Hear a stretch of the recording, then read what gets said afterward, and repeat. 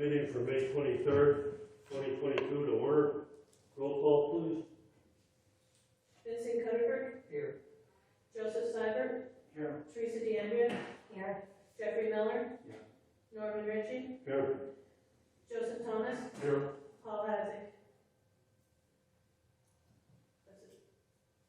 Please stand for the invocation and pledge of allegiance. Dear Lord, I pray this prayer for this day, asking you for a heart of gratitude. There is so much to be thankful for, and we want to spend the day honoring you. Help us to get closer to you in all that we do for each other and our community. Amen. Allegiance to the flag of the United States of America and to the republic for which it stands, one nation, under God, indivisible, with liberty and justice for all.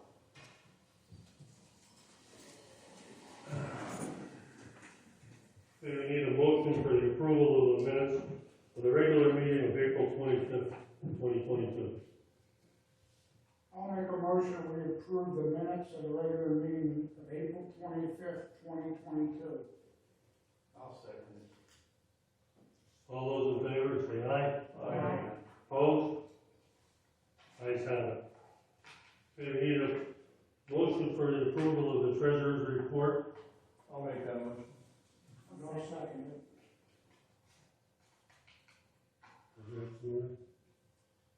Yeah, no? Yep. Roll call. Vincent Cuddifer. Here. Joseph Seibert. Yes. Joseph Thomas. Yes. Teresa DeAndrea. Yes. Jeffrey Miller. Yes. Norman Ritchie. Yes. Okay, we need a motion for the approval for the borough manager to pay the bills. I'll second it. First by Vinnie, second by Joe. Roll call. Joseph Thomas. Yes. Joseph Seibert. Yes. Jeffrey Miller. Yes. Vincent Cuddifer. Teresa DeAndrea. Yes. Norman Ritchie. Yes.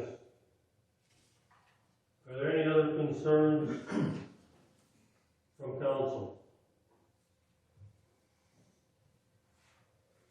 Yeah, I just want to thank Harold and all you guys for letting me, Little Help Fund Group put the event on again, and for all the help and everything. And feel pretty blessed to be working with you guys. And it's nice to see the town and everybody behind the group. So thank you. Anybody else on council? Anybody from the public have items of concern?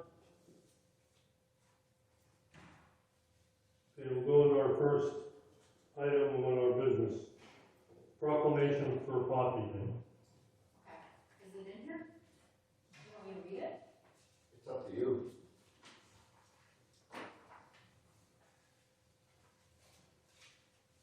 Look for it. Oh, I have them here if you want it. is it in here? I didn't No, know. it's not in Oh, here. because you didn't give me a new one, so. Okay, well, I. Well, that's fine. I know, that's right, and she's Oh, I thought maybe it was just using there, it's in your little packet. Hang on. Okay. You want me to explain what we're doing? Okay, Congress designated the Friday before Memorial Day every year as National Poppy Day. And this is to recognize our fallen soldiers every year that people do not forget. The poppy is the symbol of, it's the national flower of the American Legion. And everybody has a poppy, and there's a bookmarker there. I'll just read the bookmarker. The 4 petals represent dedication, sacrifice, responsibility, and compassion. The red petals stand for the outpouring, the vast outpouring of blood. The black, which is the center, the mud and desolation of all the battlefields. The green of the stem and the foliage is symbolic of the forests, the meadows, and fields where generations of Americans have perished to make this land free. The stem represents the courage and determination of our fallen warriors. The assembled produce, a flower, is a symbol of resurrection which is sure to follow. The reason we wear the poppy Memorial Day is to the living wear the poppy to honor the dead. And I'd like to thank council for proclaiming Friday the National Poppy Day in Weatherly. And we're urging all citizens to wear red that day and also wear your poppies. Is there any questions about it? Okay, thank you. Our poppy walk is for our National Poppy Day is Friday, but our poppy walk is going to be held Saturday. The reason we're doing that is people that are working told us last year that they couldn't take off work, and we wouldn't expect them to, but we're expecting a nice turnout. And our goal is to reach $3,000 because last year we did do a lot for our veterans in the nursing homes. We go to the VA, we sent packages overseas, and the cost of shipping is outrageous on those packages. So we also host the turkey dinner for our veterans. So it's very easy to spend $3,000. In fact, we spent over $2,500 last year. So we're hoping we can get that. That's our goal this year for our poppy walk. Okay, thanks, Georgia. Thanks to all the ladies in the auxiliary. Okay, we'll need a motion for the proclamation for Poppy Day. I'll make that motion. I'll second. First by Joe Thomas, second by Joe Seibert. All those in favor say aye. Aye. Opposed? Ayes have it. Next item on the business is the discussion on the coal car at the old steel plant. Okay. As you've seen in the narrative, we're in the process right now of doing the environmental encapsulation of that steel plant area. And as I had indicated, the contractor, we're still going over his contract, but the bidding had come in, and we're still going over the contract, but he will begin work very shortly, within the next few weeks. And one of the items that we're concerned about is the coal car. Now, I had given you a letter also from the engineer in regards to that coal car, and that it is sitting on an area that has to be encapsulated. He had given you an estimated price on removing the car and then resetting it in that position. Do you have any questions about it? I thought we got to the point where we weren't gonna have to move that, and the ground wasn't gonna have to be raised. Unfortunately, that area there where it is indicated on the map I had given you, it is an encapsulated area. You can see, we can't necessarily too well here, but where I have it highlighted, that's where the coal car is indicated, and that's a cemented area all around it. So it's an area of encapsulation. Even in his letter, he had indicated that too. The rail car equipment is located within the cap boundaries, is to be removed by the contractor and set aside for the borough. It can be relocated on the property section not affected by the cap if the borough chooses. Then he gives you the estimated cost of $25,000. Any thoughts from council? Right. I don't want to see it destroyed, and I truly would like to see it hang around, if possible. Makes sense there. Yeah, I talked to a few people, and they said, boy, it'd be a shame, because really, whether it was railroad related, I mean, those cars, that car might have come through here loaded one day, years ago. Is there an extra cost for relocating it instead of putting it right back where it is now? No, you still have to take up everything and Right. put it back, so. Right. The only other place, as you indicate, if you look at the map, and you may not see it very well, but to the left side of it, you see the rain gardens that are around, the museum. And then you have everything that's in asphalt and concrete that has to be encapsulated. Lawn areas other than the rain gardens are open, but it's just a a matter of paying to have it moved.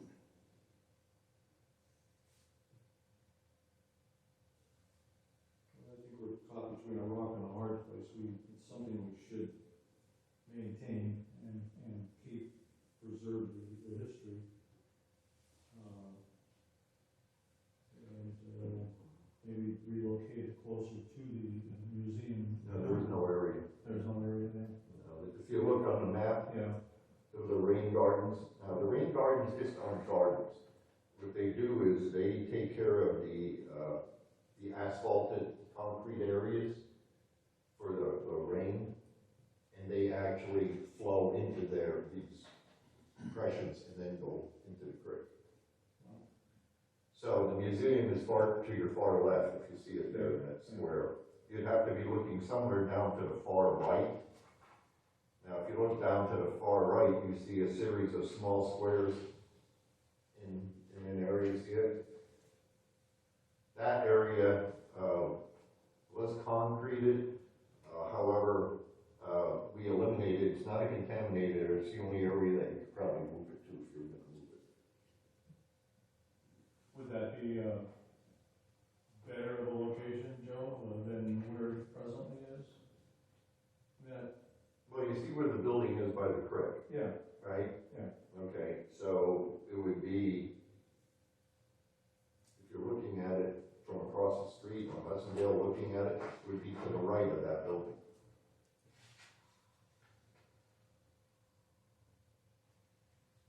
That's back where the old building ended in that area, right? The old walls? Yes, yeah.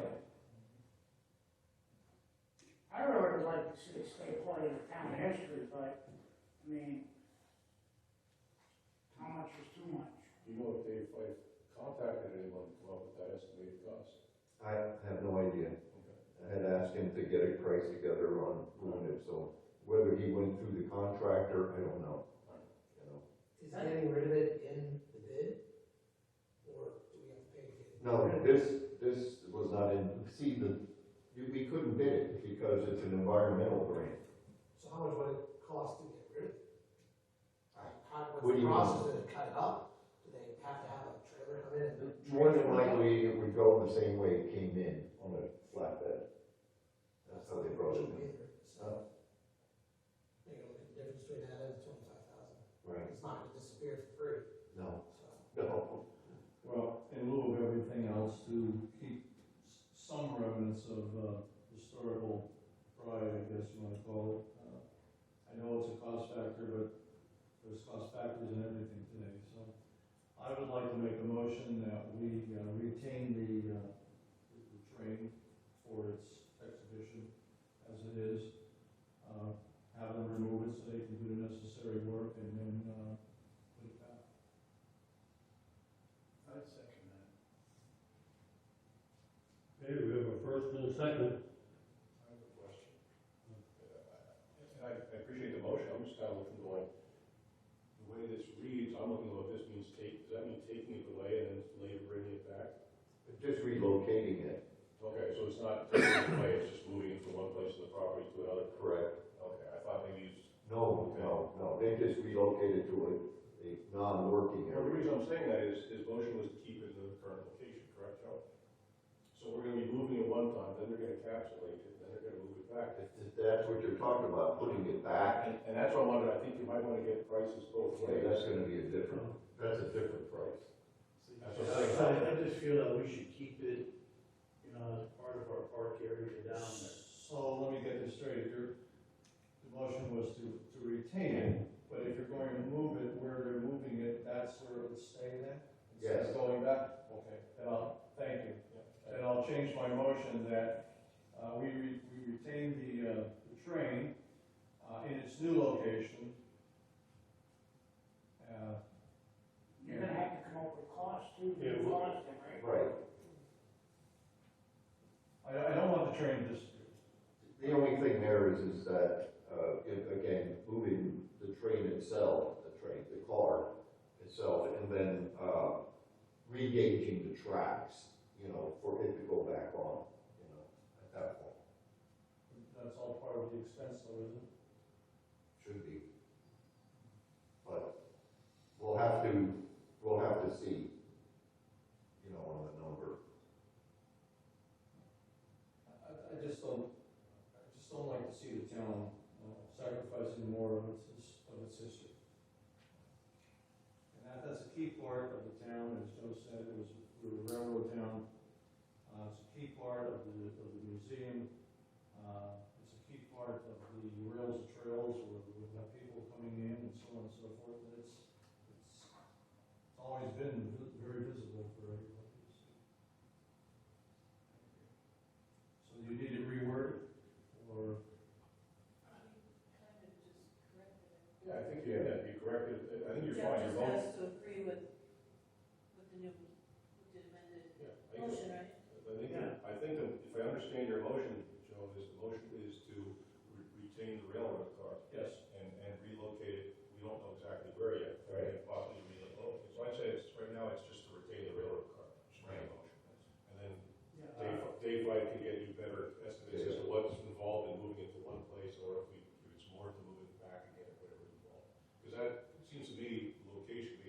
If they say it's an extra 10,000 to move it back, then you say, well, it's just as good as this second location. Oh, sure. Yeah. So you want to go back to his original motion? Well, the without original motion relocation? just to retain the rail car. Leave it at that. Just the motion is to So retain we're the not rail going to car. change it, then we're going back to what we originally had. Okay. Yeah. Okay, we got a first and a second. Roll call. Norman Ritchie, Yes. Jeffrey Miller, Yes. Teresa DeAndrea, Yes. Vincent Cutter, Yes. Joseph Thomas, Yes. and Joseph Cyber. Yes.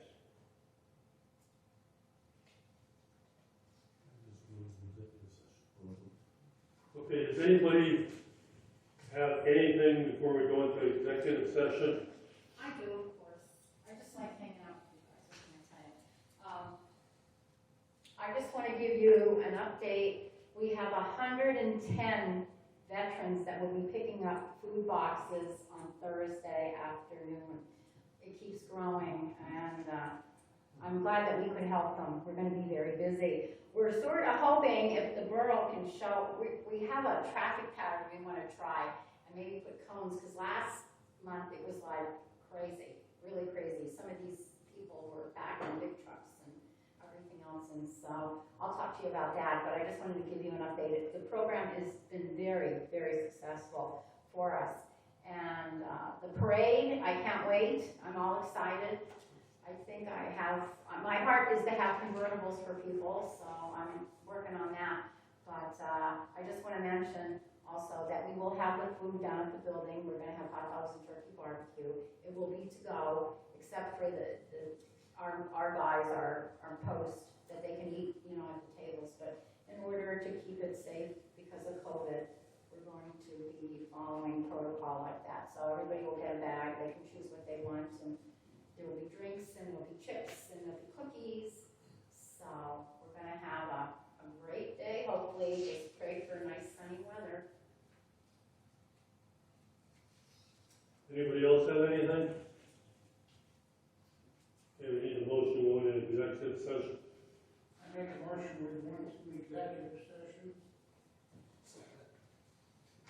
First by Bill, second by Vinnie. All those in favor say aye. Opposed? Ayes have it.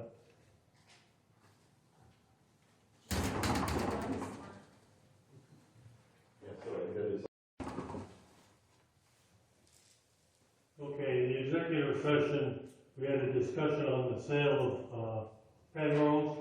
Carolyn, want to elaborate a little bit on it? Yes.